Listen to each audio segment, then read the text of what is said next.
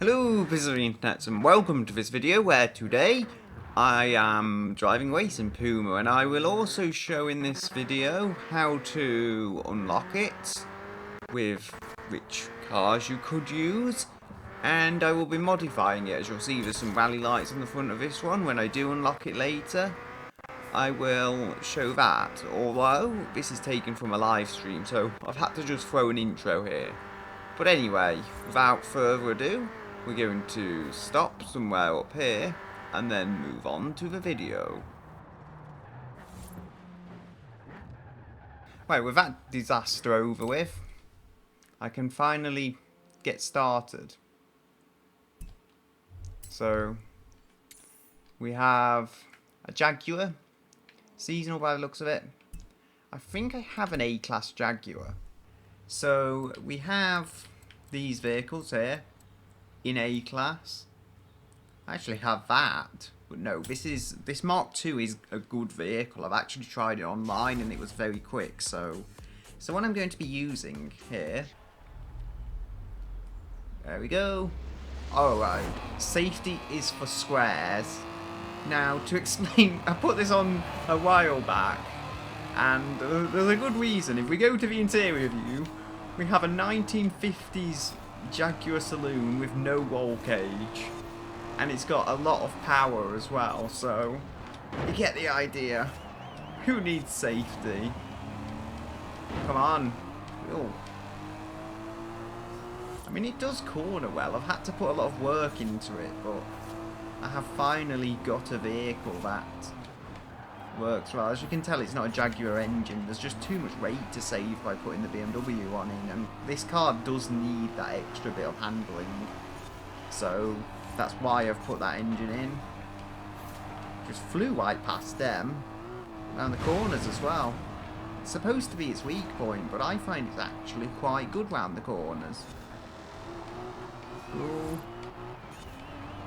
There we go. Out cornering an F-Type. Well, the F-Type, let's be honest, it's going to be much closer to stock in A-Class, whereas this is actually quite heavily modified. It's got a inline 6 still, but a different inline 6, whereas that will most likely have to use a stock engine. It is supercharged. I guess it can take a big supercharged V8 in a way this can't, because the extra weight would hurt handling quite a bit, but you see that, when I get to these corners, they just can't compete with me. Ooh. Oh dear, I can't drive, I'm sorry. We do actually have fender mirrors on this, as I believe you call them. Like mirrors right up the front of a car, which is actually very good for visibility around corners, if you want to pull out of a junction or whatever. It's really just style I can think of that they went away. But it is more useful to put the mirrors right up there. Now, if we slow, I guess it could also be crash safety that they had to move them, because if the mirrors fly back off the front of a car, they could be quite hazardous in a crash. This is actually, you can tell, quite a well-spec'd car, because wing mirrors weren't on every car of the 50s. Certain cars from the 50s don't have them. I think the Chevrolet 150 Utility doesn't. And that's a car of about the same era as this. Speed! If you can't keep up. Leaf springs and handling. I believe it's got leaf springs. Maybe it hasn't. Some cars like this had independent suspension, so maybe I'm just confusing the Jaguars, but yeah. Anyway, the finish is just up ahead. I should have done more justice to this car, really, with my driving. But nonetheless, it's not letting me down. They are catching up, though, on this long straightaway, so I'm going to just have to plant the throttle and hope it works. I've got some kind of Forza point from that, which is good. Oh no, there comes the F-Pace, F-Type, whatever. I don't know. They assigned letters and stuff to everything, and I just don't understand it. I'm not that intelligent. Anyway, you know what? I'm going to use a D-type. There we are. You see, it's quite a drastic change from that Mark II I was driving, because this is there's just nothing here on the interior, and like nothing. That had a lot of wood on it because it was more of a luxury car. So yeah, this is much more of a race car. It probably also has independent rear suspension. Although I don't find this to corner as well. It's a strange thing to say, but I don't find this vehicle corners as well as the Mark II. Maybe I've just not put as much time into it though. Yeah, the brakes can do a bit of work. Slides more than I would like under braking. I like the car to be completely stable and solid footed. So here we have the XK, is it? That's interesting. That looks almost like there's an XK there, but then there's a slightly less extreme XK here. And I know that, from what I know at least, the AIs don't put aero and stuff on the cars. So that's very interesting, because they did have different wings. I could see that much. Although, maybe it just means that hidden in the game files somewhere, they have got a different XK, like a lesser performance one, and a more, that is to say, a more regular one. There's also, I think, some front aero bits on the XKRS, is it? That weren't on the other one. These F-Pacers can be got to handle quite well, but I don't wish to use one. They're not quite as retro as what I'm using now. I have another lap to keep up. I was thinking I've only done barely one lap, and then I'm just coming on to my third lap, so, you know. Oh dear. I can't really drive, but, you know. I can try. Slip past this F-Pace. Boop. Come on. I think I've got past now. Yeah, it says I'm in first. So, where are we going?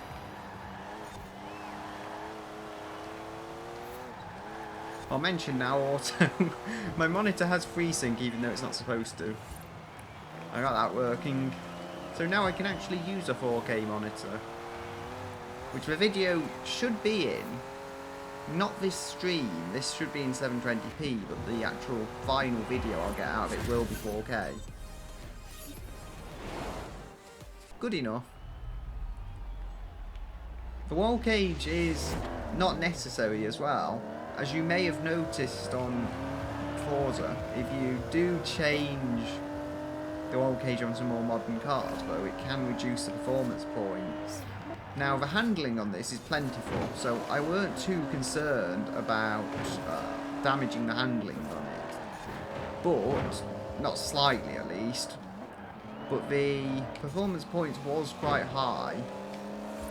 Especially for something with only 340 horsepower, I say that, so it's not a lot. Something without more than 340, let's say. So, I had to just do bits here and there to work it down. Now, it is a supercharged engine, so even though I've not got to modify it, the power curve should still be quite linear and good. Unlike a lot of older turbocharged engines where they can be quite laggy. The Racing Puma I don't believe has any turbo, so that won't be an issue. Rightio. The Racing Puma, for the sake of this video, I'll probably just max out the standard engine, unless it has some really interesting engine swap. I'll probably do that as well if it has some really interesting swap, but I don't think it's that likely. It'll probably just be the Turbo Rally and maybe a VTEC. There is another version of my car, but much higher sitting. Because it's not on a low slung waist suspension. I will admit, this does actually corner quite well. It is a little understeery, but I would say it's probably the nicest handling of the three. But then that will owe itself to it being all-wheel drive. All-wheel drive just by nature gives the cars a huge amount of grip, and I like that grip. I don't like the roll cage though. It does impede my visibility on a car that is being modern already not the greatest. Modern cars, I know they do have to deal with safety and stuff, but still. You know, it's why I like cars from the early 2000s. They were quite safe, but they still managed to have a lot of visibility. And large windows. These windows are a lot smaller. It's like, I've been in this old Clio, and even though it's a tiny car in the back, it doesn't feel that way because there's plenty of glass around you. It feels plenty large and not claustrophobic at all. And that is because of all of that window space. And now I'm getting distracted by going on about my old man ways. Yes. Totally meant to do that to prove the incredible braking capabilities of my Jaguar. Amazingly, I don't think I've had any major collisions. I've had the odd bump with the car in front, maybe even the odd scrape, but it's not like that previous Jaguar I was using where, you know, I kind of slid into the wall under braking. It's very, very easy. Unfortunately, being easy doesn't necessarily make it quick. That is to say, if I use this online, there's no guarantee it wouldn't just get left behind because it's not accelerating quick enough. I know that the, Mark II was very, very fast. It's a good car, that. I've used, not XK120, the old supercar thing, which I shouldn't forget his name. Okay. The E-Type I was referring to. Tried the E-Type and that just doesn't go that well. So we have the Puma now. And we should be able to play with the upgrade options. There you are. The very blobby late 90s styling. And we will go look under the bonnet, why don't we? Well, I say that we're going to have to because I want you to. And it looks like it's got some kind of wide body already. Interesting. At least on the front. The inside, well, the dash looks very distinctly like an old Ford Fiesta. One of the old UK-made one, actually. Ones, not one. They used to make the Fiesta in the UK, but they stopped. Because I'm guessing it was cheaper to make it elsewhere.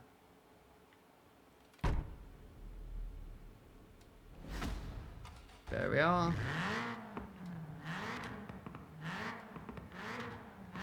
I mean, you could say quality of the UK-made ones weren't very good, but then remember Toyota still makes a lot of cars here, and you don't normally hear people saying Toyota's a horrible quality. It's just that Toyotas make reliable cars because they know how to make reliable cars. The other Fiats and whatever might not be reliable. It's not because they're built in France or Italy or wherever. It's because, I forget where Fiat is. I think it's Italy. It's not because they're built in Italy. It's because Fiat doesn't know how to build cars to that same level. It's the same as those London taxis. That, at least the older ones, were very reliable. But they were still built in the UK. They might build them in China now, honestly, but they did used to be built in the UK. I'm surprised this needs a full cage. I somehow would have expected it to be stiffer because it's got that kind of sporty body, but I guess not. Yeah, so I'm putting all these waste bits on. I'll wait for the transmission because it's often not the best idea to have the waste transmission on. Ooh, you can actually put the Escort Cosworth engine in, which is something, but it's just that I think too heavy to be properly useful. This is a very light engine. It is 1.7 litres. So, what are we going to end up with? 363. Not quite done. 373. That's pretty good when you actually factor in that we haven't added a turbo or a supercharger. We should be able to get about 450 out of this, I would guess. 462. That adds a lot of weight. Not really worth it. But you know, in case anyone does want to see it built to its very maximum, then that is what we have. Probably going to be best to have that semi-adjustable transmission on, especially now the power has ballooned so significantly. We've got to find is. I'm surprised that the front engine is. I'm surprised the front engine is. I forgot what I was saying. Yeah, I just completely forgot what I'm saying. I'm sorry about that. Ooh. Ooh, we actually have rally parts for it. We won't be using those today because I want to build it into the maximum handling machine, so to speak. But it would be useful if I wanted to build it off-roading. They would be useful if I did want to build a rally machine, but they just look very odd on a street car, especially one with blacked out headlights like this. You know what, since I'm not really building it for specific performance points, I might as well just put that transmission on. It'll probably give me an extra gear, unless it already had 6 gears. I can dream and hope, okay? Anyway, how are we going to tune this? I would say the aero. Apparently nothing special, but you know, we can fit aero, so that is always a good thing. Can probably have 120. That would probably do a good job. 85.7. The brakes definitely match for power. I'll give it that much. 83.7. 82.8. The brakes have just got so much better. Sending quite a bit to the front. They really do get going in under 10 seconds. This is a quick accelerating front wheel drive. Might be an incredible A-class car just because of that. It's quicker than a lot of rear wheel drives. And that's the thing, front wheel drive, it can really get left behind on the start line. Although earlier today I was playing with a Renault Clio off-road and that was front wheel drive in A-class, but it beat out all these Evos and Imprezas, which was funny. Wait a minute, I forgot to put the roll cage on. Oh wait, it comes with a half cage. That's interesting. But I just put the highest end parts on, even though they're not actually the best for handling, as it says. I mean, I don't know. It probably does make it stiffer, but the way I believe Forza works it out is it gets stiffer, and it gets stiffer to the point that it's not worth putting another stage on and impairing the curb rate from doing such. For 225s, this really does whip and it really does find traction. I just wish they weren't quite as bad with tyres as Gran Turismo almost, you know, because Gran Turismo doesn't let you change tyre widths. Forza's supposed to be a lot more free than that. So the fact that they would do something like that is very upsetting for me. You know, I'll deal with it. It's better than not having a racing Puma, but still. I mean, it does sound good. Unfortunately, it doesn't seem to make much turbo noise. It is there. I'll just let you listen for a moment. There is turbo noise there, but it isn't very pronounced.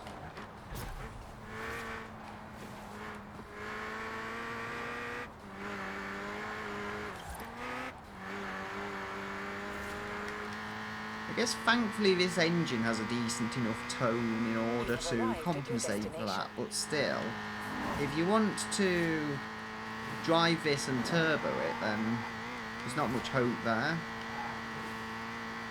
The engine then, the Ford, engine would be good if you wanted to build this into an all-wheel drive S1 car, which I may well do with this, but I'll probably keep it front-wheel drive because it's just so good as a front-wheel drive. It understeers, sure, but it just feels so lively. Whee!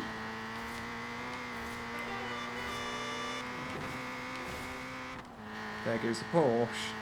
It would be funny if they couldn't keep up with me. I'm sure they can because, well, I've got something like 470 horsepower. They will have more than that on a modern Porsche.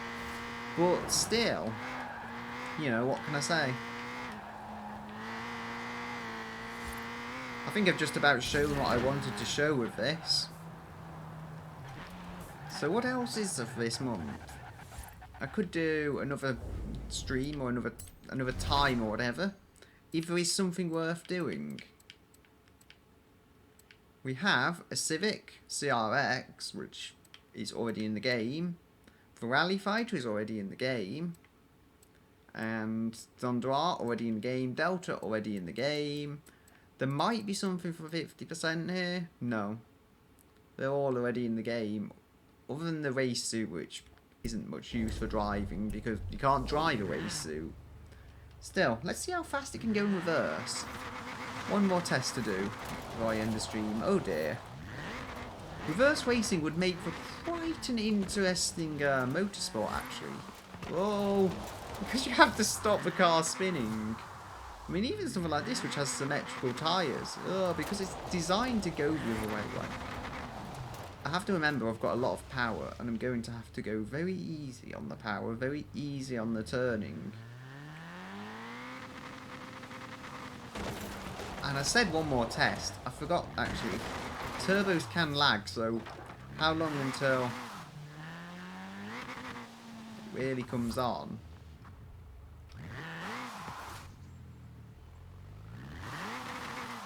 It looks to me, from what I can see, it looks about 3000 RPM, which is actually quite generous. So there we go. You could very well build this into a competitive A-class vehicle. Probably with the Escort Cosworth engine, you could build it into a competitive S1 class kind of all-wheel drive track thing. And you can build it to lower classes as well if you down tune the standard engine and put lower grade tyres on. So pretty versatile vehicle overall. I just wouldn't recommend converting the driveline under S1 though, as there's no point. But then, you know, your life, your choices, your car, do what you want. So I'm going to just park up here, and I will say goodbye until another day.